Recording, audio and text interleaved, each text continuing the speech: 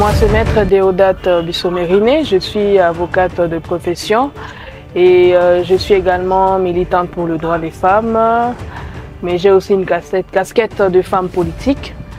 Je suis engagée dans la sphère politique. Je suis aussi actrice sociale, je suis engagée dans le social. Et mon cheval de bataille aussi est orienté vers la promotion des droits des femmes. Et la première des motivations, c'est d'abord la situation politique de notre pays, le gouffre sécuritaire, économique dans lequel notre province est embourbée. Et en tant que jeune révoltée, en tant que jeune actrice aussi sociale, je me suis décidée de me lancer pour voir comment à mon niveau je pourrais apporter quelque chose en termes de changement, en termes d'idées dans la construction de l'édifice de notre province.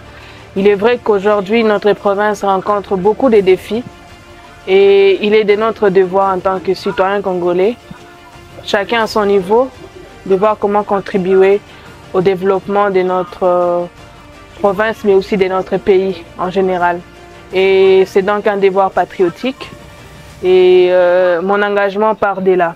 Vous êtes sans ignorer qu'aujourd'hui la femme est sous-représentée dans la sphère politique et partant de mon engagement, de mon combat pour la promotion du leadership féminin, j'ai décidé de porter haut la voix des femmes et aussi motiver d'autres femmes à s'engager dans la sphère politique, voulais-je dire, dans la gestion de la chose publique.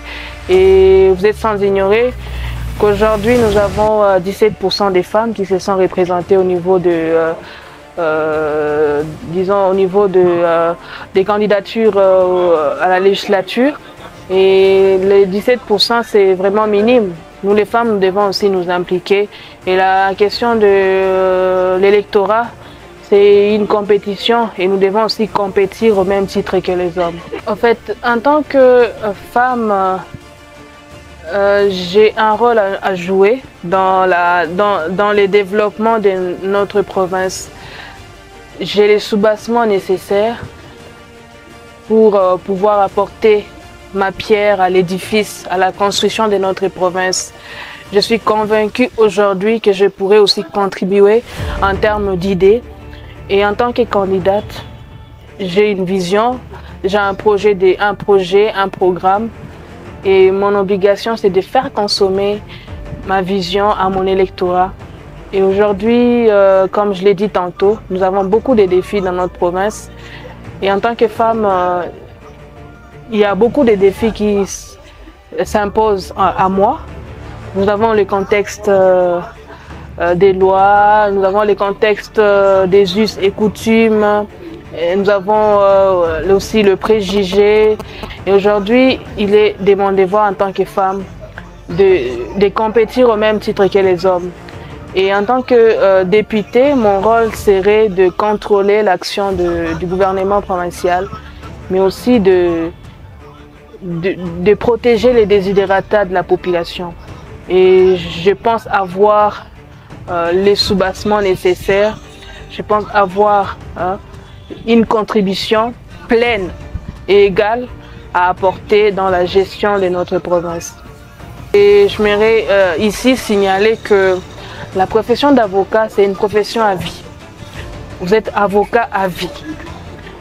La politique, pour moi, c'est une seconde passion et je pense que la politique ne pourra pas empiéter sur ma vocation à défendre, à pouvoir défendre mes semblables.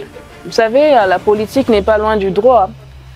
Je ne suis pas loin de ma vocation. Les échéances électorales, c'est à la fois une compétition. Les élections, c'est une question de compétition. Et nous, les femmes, nous devons compétir au même titre que les hommes. Et je ne suis pas dans cette logique où il faut, disons, donner des quotas aux femmes, tout simplement parce que ce sont des femmes. Je suis pour la méritocratie. Et aujourd'hui, je me suis portée candidate à la députation provinciale pour compétir aussi au même titre que les hommes et d'autres femmes, bien sûr. Je dois compétir, je dois me battre sur terrain, je dois entrer en contact avec mon électorat, ma base, je dois consommer, je dois faire consommer ma vision à mon électorat. Et donc, comme je l'ai dit, les élections, c'est une question de compétition. Je dois compétir au même titre que les hommes. Et j'en profite, hein, je profite de l'occasion pour lancer un appel vibrant à d'autres femmes candidates de ne pas lâcher, d'affûter déjà leurs armes pour pouvoir, disons, bon, je ne dirais pas faire front, mais aussi compétir au même titre que les hommes et de voir comment gagner des sièges. Parce que moi, mon souhait en tant que femme et militante pour le droit des femmes, c'est de voir dans la prochaine législature une grande représentativité des femmes au niveau des hémicycles, disons, provincial et aussi même au niveau, pourquoi pas au niveau de la primature. Nous avons les soubassements nécessaires. Pour ma candidature, c'est de voir comment apporter un plus, impacter quelque part dans le vécu quotidien de la population sud-kivoussienne. J'ai épinglé les défis auxquels notre province fait face. Et aujourd'hui, mon rôle en tant que député serait de mettre en avant les desiderata de la population et aussi plaider pour le bien-être de la population. Nous devons, en tant que femmes, nous engager en politique et ne pas laisser la politique aux hommes. Il est vrai qu'aujourd'hui, les gros des partis politiques sont dirigés par des hommes. Et cela constitue un obstacle à la participation politique de la femme. C'est vrai qu'aujourd'hui, les statistiques montrent qu'il y a quand même des partis qui sont chapeautés par des femmes. C'est à encourager. Et aujourd'hui, il est démontré également que le nombre d'électeurs, surtout en ce qui concerne la population féminine, le nombre de femmes est élevé par rapport aux hommes dans le fichier électoral. Et c'est qui est un avantage pour nous en tant que femmes. Et l'appel que je lance aujourd'hui, c'est d'inciter les femmes à voter pour d'autres femmes. Je lance un appel à la solidarité entre femmes. Je lance un appel à nous les femmes